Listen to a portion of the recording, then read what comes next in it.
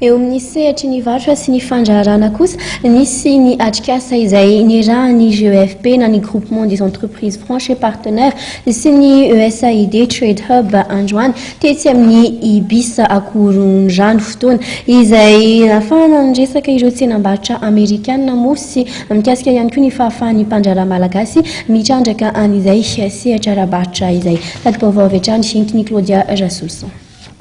Ny ampiroboroba-trany ny fifanakalozana ara-barotra eo amin'ny Madagasikara sy ny États-Unis ny tanjon'ny atrikasa izay notanterahana teto amin'ny trano fandraisam-bahiny ibis niarahany GEFP na ny groupement des entreprises franches et partenaires sy ny USA Trade Hub.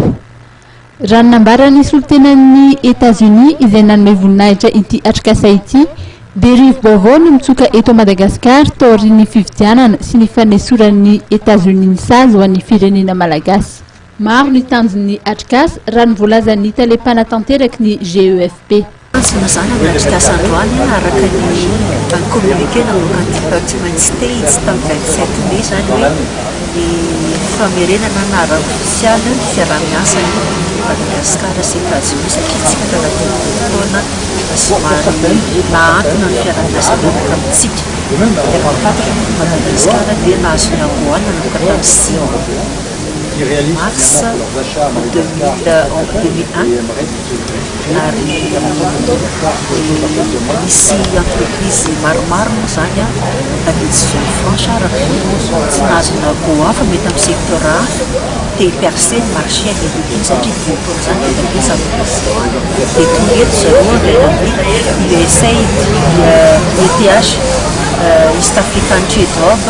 mba anampy ny opérateur-ntsika secteur privé-tsika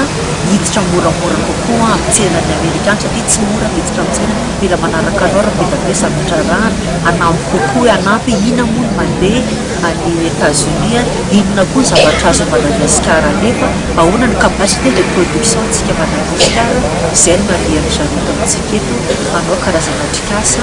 ary misy fionana ho atao ho an'olon-tsotra ohatrany koa ny entreprise ara-Antananarivo amin'ny sasany ka hatramin'ny sasany no atao ny miaraka amin'olon-tsotra ho an'ny meeting na individual meeting dia mikarapitsa miaraka amin'olon-tsotra. Betsaka raha ny fantatra ny manifestation d'intérêt ary raha amin'ity herinandro ity no resahany dia maro ireo etika izay ho karakaraina manodidina ny fifandraisana eo amin'ny États-Unis sy Madagasikara. Vonona ny orinasa malagasy hitrandraka ny tsena amerikanina. Ny GEFP dia maniry ny isian'ny tolo-tanana eo amin'ireo mpitondra amin'ny fanatanterahana ny fiaraha-miasa eo amin'ny fanjakana sy ny sehatra tsy miankina na ny 3P. Anisan'ny tanjona raha ny voalazan'ny filohan'ny GEFP ny ampitombona indray ny tany fanondranana entana ataon'ny Madagasikara mankany États-Unis. Tamin'ny taona 2024 dia nahatratra $300 ny tedi-bidin'ny fanondranana lamba izay nataon'ny Madagasikara ary nosoritany fa anisan'ny sehatra izay mitarika famoronana asa io sehatra io.